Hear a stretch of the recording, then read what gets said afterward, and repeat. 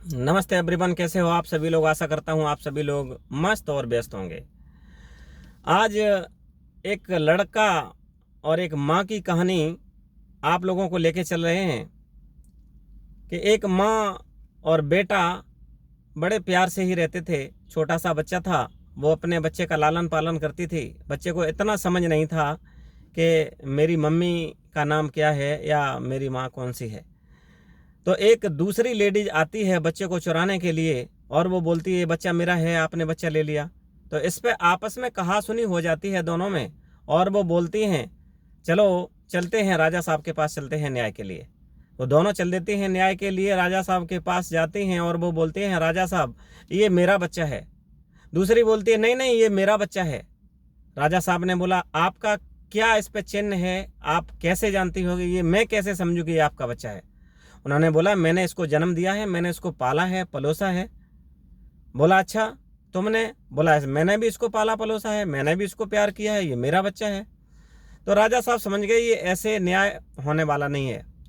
उन्होंने बोला अपने राज दरबारी को बोला कि दरबारी आप ऐसा करो, एक आहारा लेकर के आओ जिससे इनमें से दोनों को आधा आधा काट के दे दो।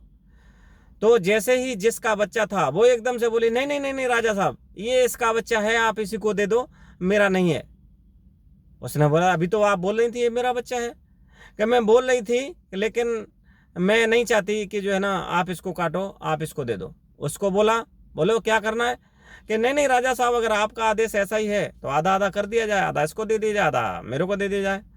राजा साहब ने समझ लिया कि ये इसमें जो है ना इसका बच्चा नहीं है। फिर उसको बोला आप ये बताओ आप ये क्यों कह रही हो कि नहीं मेरा बच्चा नहीं है, इसको दे दिया जाए।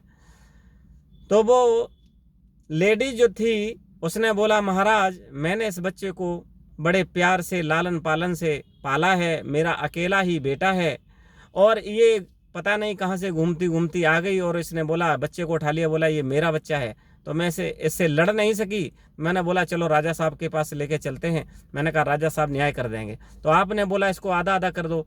महाराज अगर आधा कर दिया जाएगा तो बच्चा वैसे ही मर जाएगा, तो मेरा बच्चा तो वैसे ही जा रहा है, अब अगर आप मार दोगे तो भी चला जाएगा।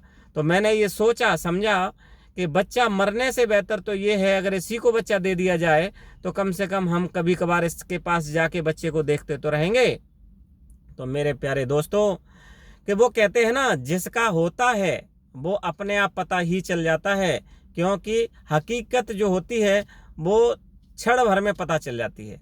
झूठ ज़्यादा देर तक नहीं टिक सकता। तो इसलिए कहते हैं कि सच्चाई छुप नहीं सकती है। और वो कहते हैं सत्य जो है ना परेशान हो सकता है, पराजित नहीं हो सकता है।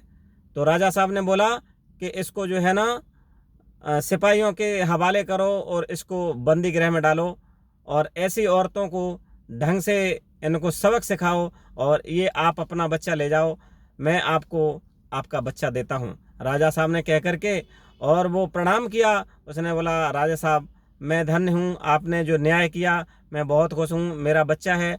तो मैं यही आप लोगों को बताना चाहूँगा कि अपने ईमान पे, अपनी कमाई पे, अपने धर्म पे, अपने कर्म पर टिके रहो, दूसरे की आस मत करो।